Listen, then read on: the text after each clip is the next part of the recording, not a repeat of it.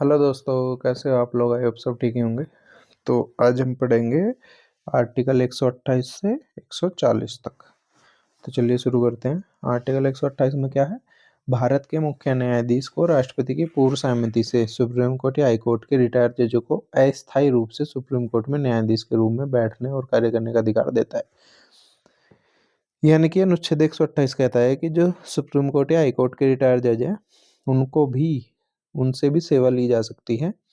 भारत के मुख्य न्यायाधीश राष्ट्रपति की पूर्व सहमति से ये काम कर सकते हैं। ठीक।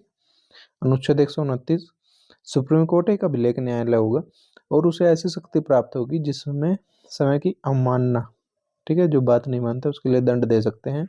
सुप्रीम कोर्ट के निर्णय, आदेश व कार्यवाही स्थायी रूप से दर्ज होंगे। इन्हें उदाहरण के रूप में इस्तेमाल किया जा सकता है। ठीक है। अनुच्छेद 130, सुप्रीम कोर्ट का स्थान बताता है। वो कहाँ पे है? दिल्ली। सुप्रीम कोर्ट जो है दिल्ली में है, लेकिन भारत के मुख्य न्यायाधीश द्वारा राष्ट्रपति की स्वीकृति से, ठीक है, किसी अन्य स्थान पर भी सुप्रीम कोर्ट बैठ सकता है। ठीक है। अनुच्छेद 131, सुप्रीम कोर्ट का मूल क्षेत्र अधिकार बताता है। यह सुप्रीम कोर्ट को केंद्र, राज्य या फिर दो या दो से अधिक राज्यों के बीच होने वाले विवादों के मूल अधिकारिता प्रदान करता है। अनुच्छेद 132, सुप्रीम कोर्ट का अपीलीय क्षेत्र अधिकार बताता है। यह हाई कोर्ट के अंतिम निर्णय आदेश के खिलाफ अपील की अनुमति देता है। अनुच्छेद 132 सुप्रीम कोर्ट का अपीलीय क्षेत्र अधिकार बताता है। ठीक है। अनुच्छेद 133 में क्या है?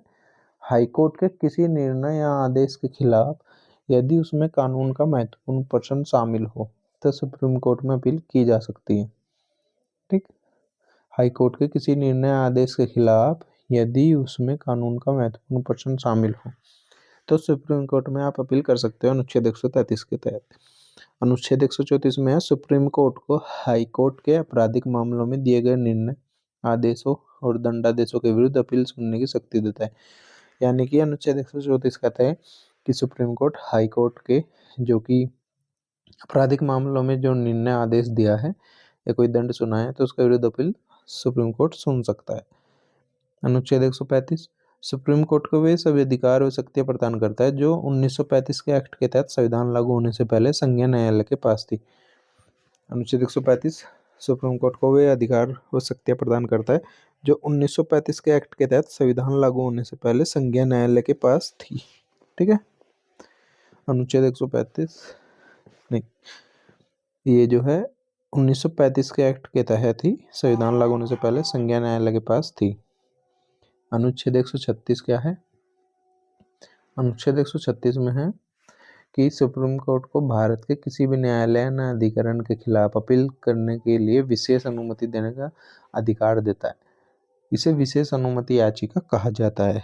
अनुच्छेद 136 को क्या कहा जाता है? विशेष अनुमति याचिका। कौन सी अनुमति? सुप्रीम कोर्ट को भारत के किसी भी न्यायालय या न्यायाधिकरण के खिलाफ अपील करने के लिए विशेष अनुमति देने का अधिकार देता है। ठीक। अनुच्छेद 137 में क्या है? सुप्रीम कोर्ट का अपने द्वारा सुनाए गए निर्णय या दिए गए आदेश की समीक्षा करने की शक्ति देता है जिससे किसी भूल या त्रुटि को सुधारा जा सके। न्यायिक पुनरावलोकन भी कहते हैं इसको। ठीक है। अनुच्छेद 137 में क्या है? न्यायिक पुनरावलोकन,